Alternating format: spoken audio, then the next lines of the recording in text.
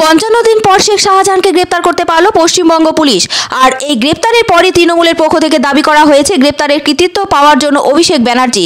কারণ আদালতে গ্রেপ্তারের ওপর নাকি বিধিনিষেধ জারি ছিল। সেই বিধিনিষেধ তৃণমূলের সর্বভারতীয় সাধারণ সম্পাদক অভিষেক ব্যানার্জি দৃষ্টি আকর্ষণ করায় আদালত গ্রেপ্তারের ওপর জারি করার নিষেধাজ্ঞা তুলে নেয়।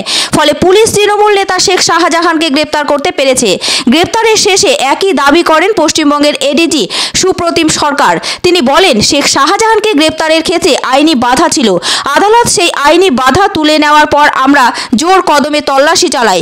বৃহস্পতিবার সকালে শেখ শাহজাহানকে গ্রেপ্তার করে আদালতে পেশ করা হয়েছে। এদিকে পশ্চিমবঙ্গের রাজ্যপাল সিবি আনন্দ বোস বলেন, আশা করি এবার সন্দেশখালিতে শান্তি ফিরবে। শাহজাহানের গ্রেপ্তারি বড় শিক্ষা বলে জানান তিনি। এদিকে আজকেই ইডি দপ্তরে শেখ শাহজাহানের হাজিরা ছিল। এর আগে 4 বার শেখ শাহজাহানকে হাজিরা দেওয়ার নোটিশ জারি করেছিল ইডি। চতুর্থ দেওয়া নোটিশ অনুসারে আজকেই ছিল শেখ শাহজাহানকে হাজিরা দেওয়ার দিনক্ষণ। তার আগেই মিনাখার বামনপুকুর বাজার এলাকা থেকে পশ্চিমবঙ্গ পুলিশ শেখ শাহজাহানকে গ্রেপ্তার করে। জানা যাচ্ছে তিনি খ্রিস্টান পাড়াতে লুকিয়েছিলেন। এখন ইডির পক্ষে অপেক্ষা করা ছাড়া আর কোনো উপায় নেই। আদালতে পুলিশ শেখ শাহজাহানকে নিজেদের হেফাজতে নিতে আবেদন জানিয়েছে। যদি শেখ শাহজাহানের পুলিশ হেফাজত হয় তাহলে শেখ শাহজাহানকে জেরার ক্ষেত্রে ইডিকে আরও কিছুদিন অপেক্ষা করতে হবে।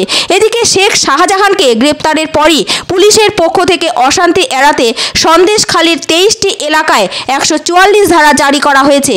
এতদিন ধরে বিরোধীদের দাবি ছিল সন্দেশখালীতে লুকিয়ে রয়েছেন তৃণমূল নেতা শেখ শাহজাহান।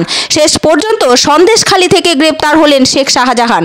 শেখ শাহজাহানের বিরুদ্ধে ইডির পক্ষ থেকে রেশন কেলেঙ্কারিতে যুক্ত থাকার অভিযোগ আনা হয়েছিল, কিন্তু 2 মাস আগে তাকে জেরা করতে গিয়ে ইডি কর্তারা বিপাকে পড়ে যান। শাহজাহান অনুগামীরা ইডি আধিকারিকদের হেনস্থা করে বলে অভিযোগ। তারপর থেকেই শেখ শাহজাহান পলাতক ছিলেন। ফলে গ্রামবাসীরা শেখ শাহজাহানের বিরুদ্ধে একাধিক গুরুতর অভিযোগ আনতে থাকেন।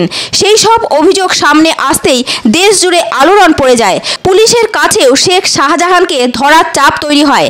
এরই মাঝে তৃণমূল দলের সর্বভারতীয় সাধারণ সম্পাদক অভিষেক ব্যানার্জি দাবি করেন, আদালতের বিধিনিষেধ থাকায় শেখ শাহজাহানকে গ্রেপ্তার করতে পারছে না পুলিশ।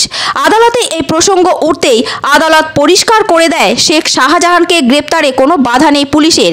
তারপরই পুলিশ গ্রেপ্তার করতে সক্ষম হলো তৃণমূলের দাপুটে নেতা শেখ শাহজাহানকে। কিন্তু যে মামলার সম্প্রতি হয়েছিল, যেটার কথা শুরুতে বলেছি 5ই জানুয়ারির কথা, যেখানে আমরা তথ্য প্রমাণ সংগ্রহ করতে পারতাম এবং পরবর্তী পদক্ষেপ করতে পারতাম, সেটাই আমাদের ক্ষেত্রে তদন্তে স্থগিতাদেশ ছিল। তাই জন্য গ্রেফতার করা যায়নি।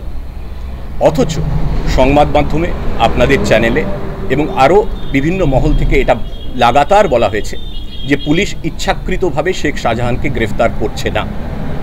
আমি বলতে চাই স্পষ্ট করে, এটা ঠিক নয়, এটা ভুল, এটা অপপ্রচার। আমাদের আইনি বাধ্যবাধকতা ছিল, যেটা স্পষ্ট করে দিয়েছে। দিন দুয়েক আগে যখন মাননীয় উচ্চ আদালতের তরফে স্পষ্ট করে বলে দেওয়া হয় যে গ্রেফতারির উপরে কোনো ধরনের বিধিনিষেধ নেই, তারপর আমরা জোর কদমে তল্লাশি শুরু করি এবং গত রাতে মিনাখা থানার বামনপুকুর অঞ্চল থেকে শেখ শাহজাহানকে আমরা গ্রেফতার করেছি। দেখুন, শেখ শাহজাহান গ্রেফতার হয়েছে। রাজ্য পুলিশের পদক্ষেপকে আমরা স্বাগত জানাচ্ছি। আমাদের সর্বভারতীয় সাধারণ সম্পাদক অভিষেক বন্দ্যোপাধ্যায় তিনি দৃষ্টি আকর্ষণ করে বলেছিলেন, আদালত, মহামান্য হাইকোর্টের রায়ের একটি অংশের জন্যই পুলিশের হাত পা বাঁধা হয়ে গেছে। পুলিশ এ সংক্রান্ত মামলায় কোনো পদক্ষেপ নিতে পারছে না। অভিষেক বিষয়টি সামনে আনার পর আদালত সেই বিধিনিষেধ সেটা প্রত্যাহার করেন এবং পুলিশকে কাজ করার ছাড়পত্র দেন। পুলিশ প্রশাসনের প্রতি আমাদের পূর্ণ আস্থা ছিল। ফলে আমরা আশা প্রকাশ করেছিলাম আত্মবিশ্বাসের সঙ্গে যে দ্রুততম গতিতে এই শাহজাহান গ্রেফতার হবে, সেটাই হয়েছে। I told you there will be light at the end of the tunnel. That is democracy. We waited, but the deed has been done. This is a lesson to everyone. Now let's hope new dawn of lawfulness will come back to Bengal.